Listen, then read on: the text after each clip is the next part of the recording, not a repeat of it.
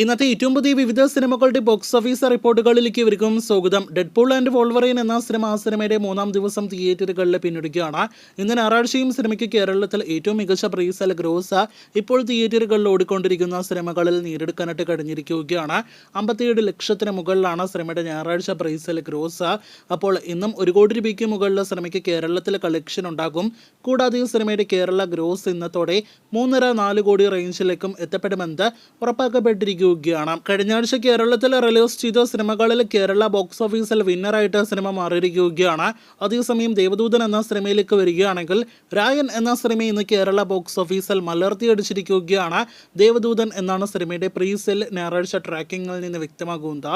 ആദ്യം റിലീസ് ചെയ്തപ്പോൾ പരാജയപ്പെട്ട ഒരു സിനിമയ്ക്ക് റീ റിലീസിൽ ലഭ്യമാകുന്നതിൽ വെച്ച് ഏറ്റവും മികച്ച എക്സ്ട്രീം സ്വീകാര്യതയാണല്ലോ ദേവദൂതൻ നിലവിൽ തിയേറ്ററുകളിൽ നേടിക്കൊണ്ടിരിക്കുന്നത്. ഇന്ന് ഞായറാഴ്ച എങ്ങും നോക്കിയാൽ സിനിമയ്ക്ക് വമ്പൻ ബുക്കിംഗ് എല്ലാം തന്നെ മാത്രമേ നമുക്ക് കാണാനായിട്ട് കഴിയുകയുള്ളൂ. ഒപ്പം ആദ്യ 2 ദിവസങ്ങളെക്കാൾ കൂടുതൽ കളക്ഷൻ ഇന്ന് കേരള ബോക്സ് ഓഫീസിൽ ഇതിനോടകം തന്നെ ഉറപ്പാക്കിയിട്ടുണ്ട്. ഇനി ഇന്നത്തെ ഞായറാഴ്ച പ്രീസെയിലേക്ക് വരികയാണെങ്കിൽ 119 ഷോകൾ ട്രാക്ക് ചെയ്തപ്പോൾ ഞായറാഴ്ച പ്രീസെയിലായിട്ട് സിനിമ 20,33,000 ഗ്രോസ് നേടിയെടുത്തിരിക്കുകയാണ്. അതേസമയം 480-ൽ പരം ഷോകൾ കേരളത്തിൽ കളിക്കുന്ന ഗോകുല മൂവീസ് വിതരണം ചെയ്ത രായൻ എന്ന സിനിമയ്ക്ക് ദേവദൂതന് തൊട്ട് താഴെയാണ് ഇന്ന് കേരള ബോക്സ് ഓഫീസിൽ സ്ഥാനം. 20 ലക്ഷത്തിൽ പരമാണ് ചിത്രത്തിന്റെ കേരള പ്രീസെയിൽ ഗ്രോസ്. ഇതിനിടയിൽ രായൻ എന്ന സിനിമയുടെ വേൾഡ് വൈഡ് ഗ്രോസ് 50 കോടി രൂപയ്ക്ക് മുകളിലേക്ക് എത്തപ്പെട്ടിരിക്കുകയാണ്. കേരളത്തിൽ ഇന്നത്തോടെ സിനിമയുടെ കേരള ഗ്രോസ് 2 കോടി കടക്കുന്നതാണ്.